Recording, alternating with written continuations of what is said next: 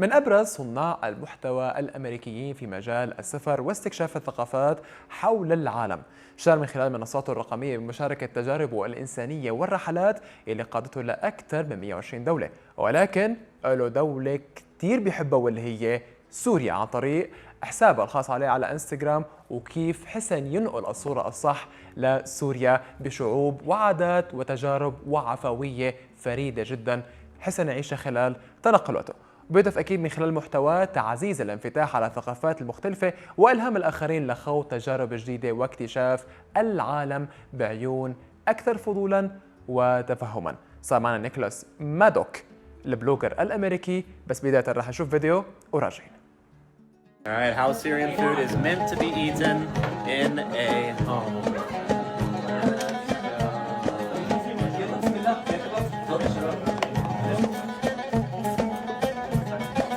Okay, this might be illegal, but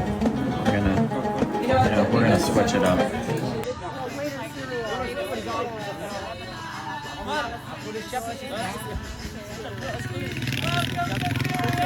All right, y'all, I lasted a whole 2 weeks out of Syria before I had to come back.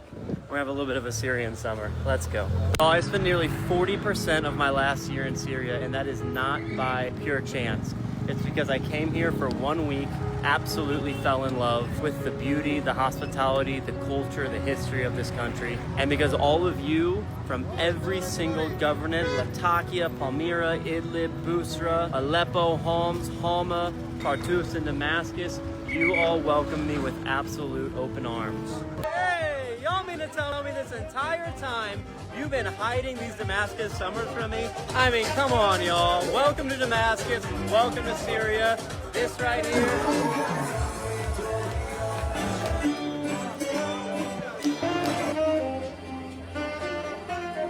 This is Syria too. Woo! Yalla Habibis, welcome to Syria.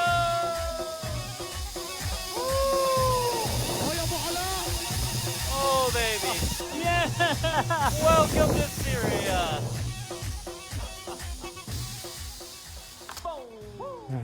It was great. First of all, you're welcome on our morning show that is called Sabah Syria and Althania television. Appreciate you. First of all, this was a brief about your career in Syria. Thank you for trying to correct the image of Syria all the time. Absolutely. But I want to know more information about you, so I'm going to ask you a question. Who is Lnikolas Mádok? I'm just a little Midwestern American boy who fell in love with Syria, to be honest. I've been on a global journey for 7 years. I started that journey after my dad's passing, and that kind of led me to recontemplate life and what I was doing with mine. And I asked myself if I would be happy on my deathbed if I continued on the path that I was on, even though I was in a comfortable corporate job in America. And I decided no, and there had to be something more. So after traveling to 123 countries, I came here to Syria last May for the first time. Thought I'd stay here a week, and now I've been here 6 months and just fallen more in love with this place every day. But who am I? I'm just a curious Midwestern boy who really loves this country. Okay, you have a very good relationship with Syria. Why do you love this country? A very relationship. Yeah. I think for 2 reasons.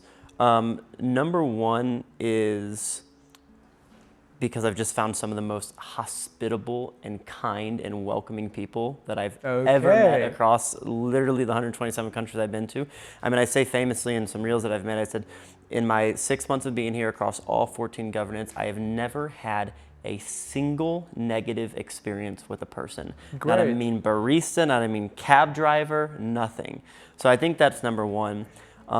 Number two is that I think, my journey through the world was born also out of hardship after my dad's passing, and I think from that I understand a little bit more about the brevity of life and the importance of family and the things that truly matter. And I think after many years of hardship, Syrians understand that too. And I think there's something relatable there where I can bond with them on a closer level than I think I can maybe some other places that might have some silver spoons, Great. Okay. So before you visited Syria, what was your image, honestly, what What was your image about it, honestly? And it was the image that most Americans had of 15 years of negative headlines. You know, we just think of war and destruction. And, you know, I didn't even know that, and it sounds so bad because, you know, I'm a well-versed global traveler, but like, I did not know that, you know, Damascus just had so much beauty and that it wasn't destroyed. Okay. And I know that if I came here and was like, oh my gosh, this is Syria after 123 countries at the time, then I can only imagine what, you know, my fellow Americans or Europeans or things like that also believe about Syria. So I was even shocked when Okay. I really want to know about your first day in Syria. I want to know a moment that you will never forget in Syria. Oh, there's Honestly, a lot. Yeah. I mean, there are so many, but it's always the times in nature that I love the most. I think there is so much beauty in hidden nature that it has been undiscovered for so long, especially in Tartus and Latakia. I think one of the most memorable nights I've ever had was camping on the beaches of Latakia and watching the sunrise in a little hut there and just jumping into the ocean all night. And I mean, there's so much of that so much of the world hasn't seen about Syria. Okay. And I'm so happy that I've been able to shed a little bit of a light on it. Okay. You told me before that your audience is from Argentina. I want to know their first impression about something that Lnikolas Mádok is trying to make a content for Syria. Yep, absolutely. Well, as a global traveler, my audience is pretty diverse across the world. But because I lived in Argentina for a year, it's my most significant population of my audience, which people don't believe because recently all they've seen is my Syria content, right? But no, I think all the people who follow me, they follow me because I'm discovering places that are lesser known or misunderstood, I think, in the world. So even my Argentinian followers, most of them come from the smaller villages and things like that, or smaller towns.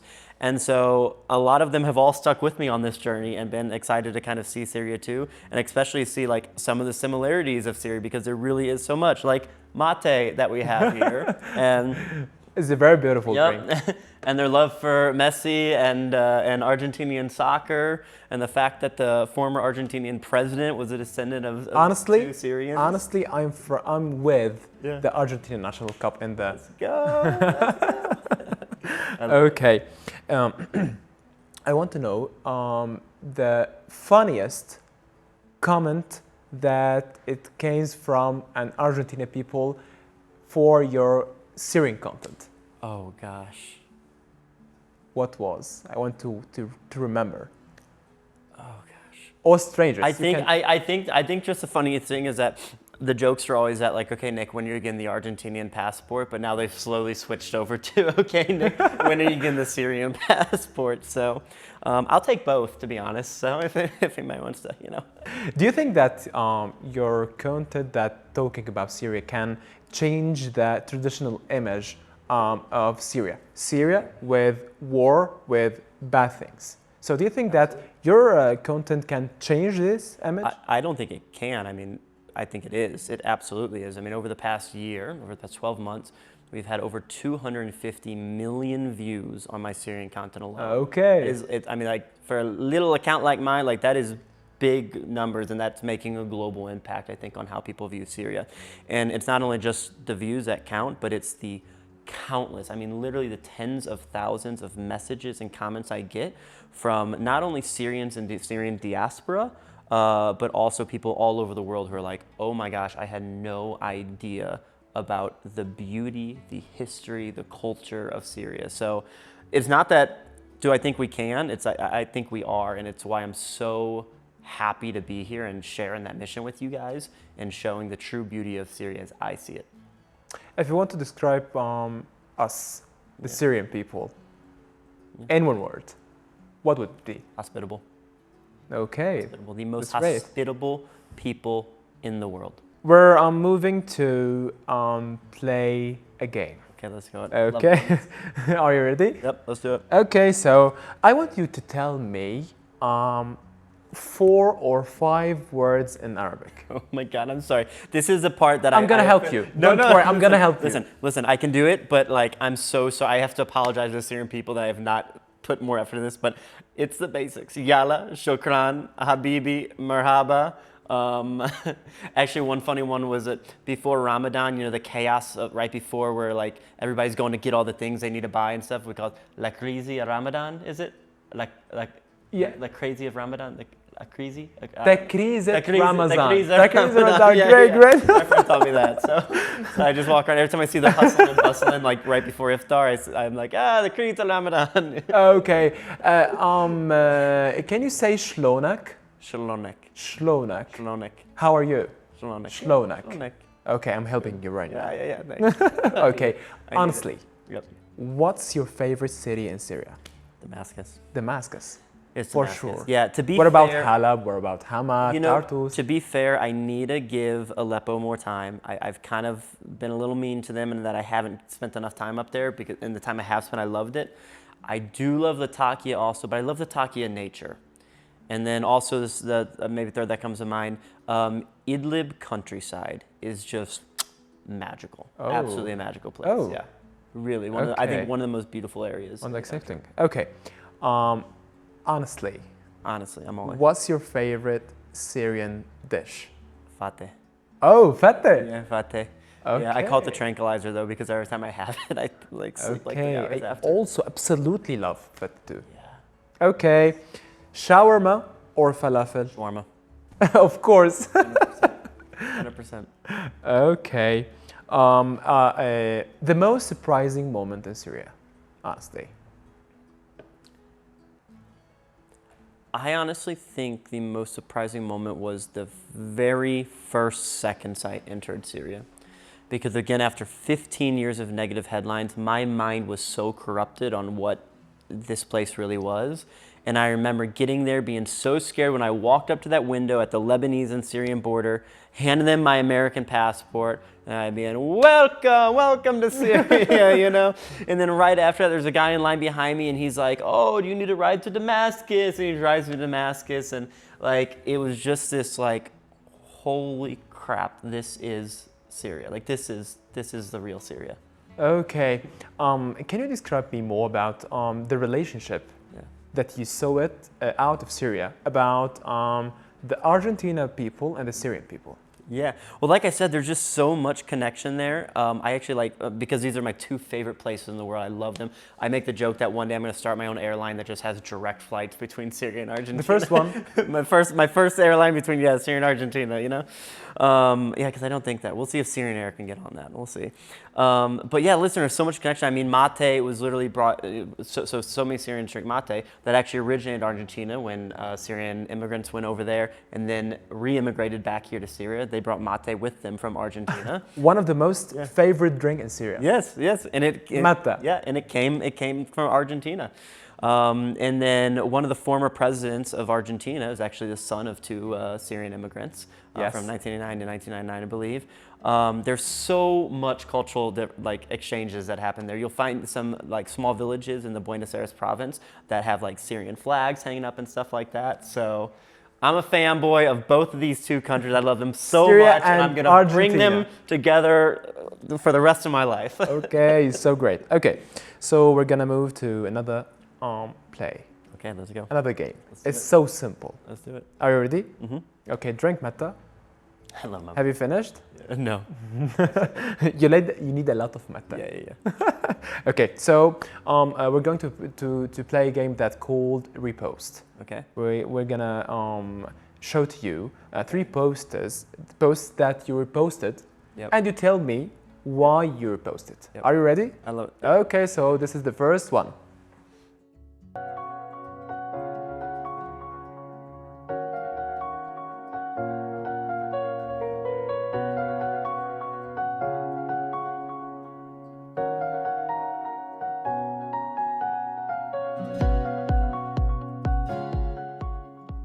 Beautiful. Yes. Why you're beautiful, right? Yes. I reposted because I made that video for them. Oh, okay, you made it. and I love it. So that's the El Pasha Hotel. First of all, one of my favorite things about Argentina is the traditional homes and hotels. Okay. I think it is the most incredible architecture that I've seen in the world. I love it. I'm obsessed with it. So anyways, I stay a lot at the traditional hotels. I stay at the Alpasha. I filmed that video for them, and I thought it was very good, and I like it. So yeah, the Alpasha has one of the most beautiful lobbies of any traditional hotel. Okay, just one question. Okay. Traditional old Syria, Yeah. Bab Tuma, Bab Sharki, or New Syria, or New Damascus? Old. Old, of course. Old. It's because of the hotels. It's because of the traditional hotels. Yeah. Okay. So we're moving to the next one. Are you ready? Let's go. الفيديو الثاني. Syria is coming back, y'all. Y'all, BuildX just put on one of the most impressive exhibitions that I've seen in my life. Throughout 4 days in Damascus, over 700 vendors and over 100,000 participants showed up at the largest construction and building expo in Syria. And y'all, I didn't know what to expect coming in, but it was massive. Dozens of different halls, amazing setups, and just good vibes all around. Tons of ministers and government officials showed up, and some of the biggest companies from all around the region were present. The event was clean and organized, and while I know that the BuildX team worked hard to do that, I also know that so much of the excitement came because Syrians are hungry right now to rebuild Syria. And that was on full display at BuildX. Why did you repost it? Because I want to support BuildX because BuildX supported me. Actually, the reason that I'm here right now is in part, they were one of 3 sponsors that said, hey, we want you to come back and attend the event and stuff like that. So they have been great to me. I was so impressed with the expo that they put on. Yes. And so I want to support them. And Okay, we're moving to the third one. Let's go. الفيديو الثالث.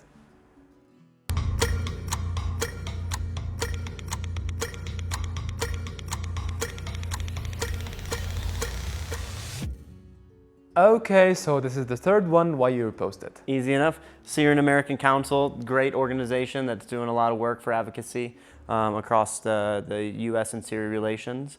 They got a great road trip coming up that's I know going to bring. It's kind of like a welcome home road trip for Syrian diaspora to come back and check out the country. And I thought it's a good gesture, and I wanted to support it. That's why. Okay, let's make a challenge. Let's do it. I want from you to look at your main camera and say to the Syrian people in 1 minute and start with Habibi, come to Syria. Okay. Are you ready? Yep. 1, 2, 3. Okay. Habibi, come to Syria. Listen, when I came here, I was expecting to stay for only 1 week. I am now here for 6 months. That is not by chance. That's not by circumstance. It's because I came here, I saw even after 127 countries and moving every single week, something stuck me here. The most hospitable people in the world, one of the most misunderstood places in the entire world. The waterfalls, the beaches, the people, the history, the traditional hotels, the food. You have to go to the gym while you're here too because you're gonna gain weight if you don't. I promise you, whatever image you have of Syria, it is probably incorrect. So I encourage you, I challenge you to come here. Don't take my word, come see it for yourself. Try it out. Try out Damascus for 2 days. I say that because I know when you come, you're going to stay longer because you're going to love it so much, just as I did. Habibis, come on to Syria. Wow, it's so impressive.